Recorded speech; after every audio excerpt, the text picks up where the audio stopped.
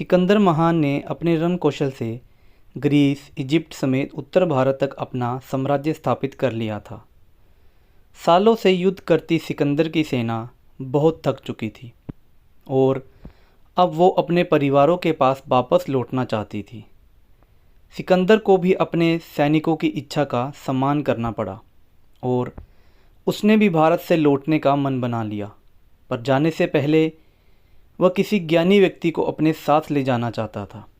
स्थानीय लोगों से पूछने पर उसे एक पहुँचे हुए बाबा के बारे में पता चला, जो कुछ दूरी पर स्थित एक नगर में रहते थे। सिकंदर दल बल के साथ वहां पहुंचा।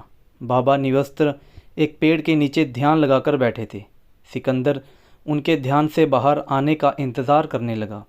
कुछ देर बाद बाबा ध्यान से बाहर निकले और उनके आंखें खोलते ही सैनिक सिकंदर महान के नारे लगाने लगे। बाबा अपने स्थान पर बैठे उन्हें ऐसा करते देख मुस्कुरा रहे थे। सिकंदर उनके सामने आया और बोला, मैं आपको अपने देश ले जाना चाहता हूँ, चलिए हमारे साथ चलने के लिए तैयार हो जाइए। बाबा बोले, मैं तो यहीं ठीक हूँ, मैं यहाँ से कहीं नहीं जाना चाहता। मैं जो चाहता हूँ सब यहीं उपलब्ध है, तुम्हें जहाँ जाना है जाओ। एक मामूली से संत का ये जवाब सुनकर सिकंदर के सैनिक भड़क उठे। भला इतने बड़े राजा को कोई मना कैसे कर सकता था।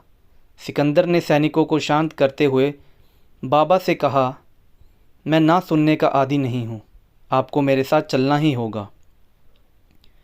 बाबा बिना घबराए बोले, ये मेरा जीवन है और मैं ही इसका फैसला कर सकता हूँ कि मुझे कहाँ जाना है और कहाँ नहीं।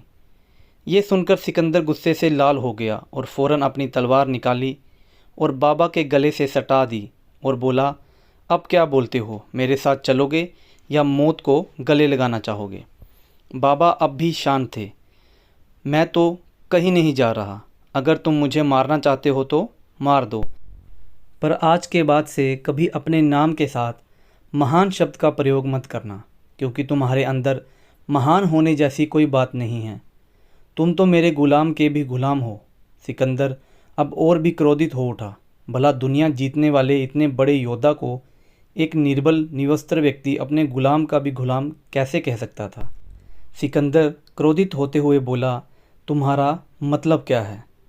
बाबा बोले, क्रोध मेरा गुलाम है, मैं जब तक नहीं चाहता मुझे क्रोध नहीं आता, लेकिन तुम अपने क्रोध के गुलाम हो।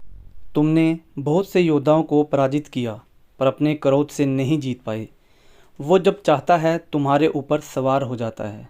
तो बताओ, हुए ना तुम मेरे गुलाम के गुलाम। सिकंदर बाबा की बातें सुनकर स्तब्ध रह गया। वह उनके सामने नतमस्तक हो गया और अपने सैनिकों के साथ वापस लौट गया। दोस्तों, ये वीडियो आपको कैसी लगी कमेंट सेक्शन में ज़रूर बताना। वीडियो को लाइक करना, चैनल पर नया है तो चैनल को सब्सक्राइब करके ज़रूर जाना। धन्यवाद।